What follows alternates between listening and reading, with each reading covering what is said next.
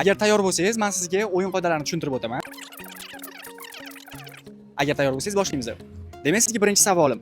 Navbat ingliz tilida nima deb ataladi? Q. To'ppa-to'g'ri. Demak, sizda 10 ming so'm bor. Hop, ikkinchi savol sizga. Ingliz tilida vaqtni bekorga sarflamoq qanday aytiladi? Waste time. To'ppa-to'g'ri, qoyilman. Keyingi savolim sizga. Ingliz tilida asabiylashmoq bitta tabiiy ibora bilan qanday aytiladi? Asabiylashmoq. Get nervous.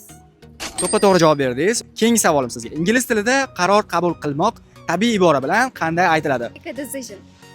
Yes, make a decision.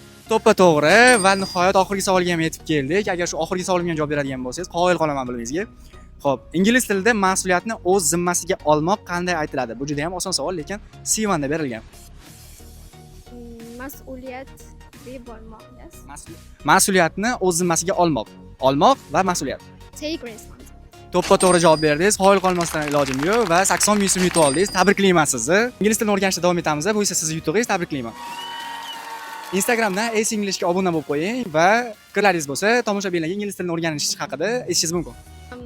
Avvalambor rahmat kattakon. Sizlar ham ingliz tilini o'rganishda davom etinglar va shunaqa pul yutuqlarni yutib olinglar. Demak, ingliz tilini o'rganishda davom etamiz va Ace Englishga obuna bo'lishni unutmaymiz.